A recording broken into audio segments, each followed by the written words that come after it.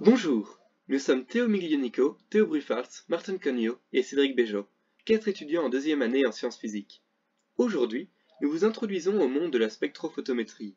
Pour rendre le sujet accessible et compréhensible à tout le monde, dans cette première vidéo, nous allons vous montrer 3 niveaux différents pour faire des études de spectrophotométrie. Dans cette première expérience, nous vous proposons un montage qui sert d'introduction pour la spectroscopie. À l'aide d'un réseau de diffraction, ou avec un prisme, si vous avez ça chez vous, on peut décomposer la lumière blanche dans le spectre visible avec un peu d'astuce. Pour le montage et une pièce sombre, nous pouvons faire apparaître ce spectre sur une surface. Dans ce cas, un mur blanc. Après, si on place des échantillons de couleurs différentes entre la lampe et le réseau, on peut voir que certaines parties, ou fréquences de ce spectre, sont absorbées par le liquide. C'est bien l'effet de l'absorption, un phénomène que les scientifiques utilisent encore aujourd'hui dans la recherche et l'industrie. Continuons au niveau 2, où on va utiliser un vrai spectromètre accessible aux professeurs qui désirent montrer des expériences de spectrophotométrie pour leur classe. Nous utilisons un spectromètre PS 2600 fabriqué par Pasco, et nous allons montrer comment mesurer l'absorption des échantillons de différents liquides. Ce spectromètre est disponible à l'expérimentarium de physique de l'ULB. Il est très facile à utiliser, avec des options de connexion par USB ou Bluetooth, et un logiciel disponible pour PC, Mac et iOS. La connexion une fois établie, il faut étalonner l'appareil. Ici, faire une mesure avec une cuvette vide. Après, nous pouvons placer nos cuvettes contenant les liquides dans le spectromètre, et effectuer les mesures d'absorption à l'appui d'un bouton. Le logiciel nous montre la courbe d'absorption sur le spectre visible, et on peut comparer le résultat de plusieurs mesures. Le spectromètre offre également d'autres fonctions, comme la mesure de la transmission ou la mesure de concentration, dont on va parler dans l'expérience suivante.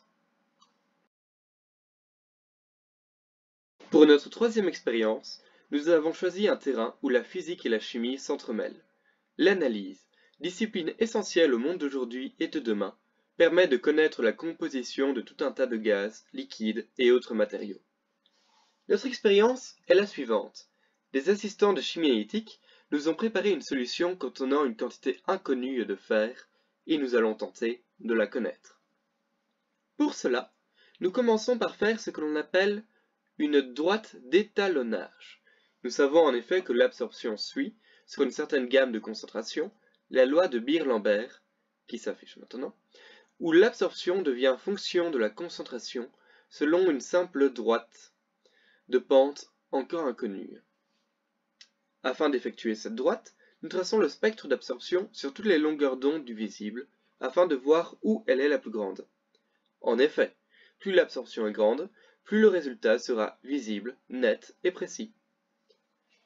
Une fois l'expérience effectuée, nous trouvons 511 nanomètres. Une fois cela fait, du coup, nous créons 4 fois 3 solutions de concentration connues, et nous les plaçons, à l'aide d'un tableur Excel, sur un graphique. Une droite apparaît et la pente nous est donnée.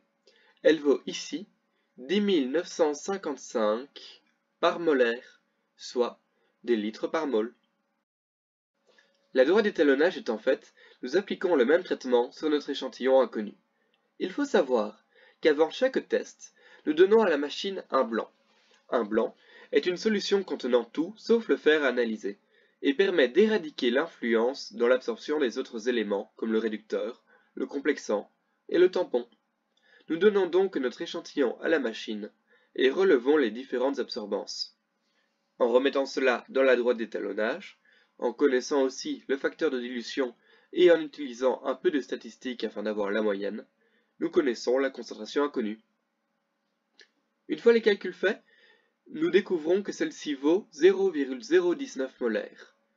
Plus ou moins 1 à cause de l'incertitude, 0,001 molaires.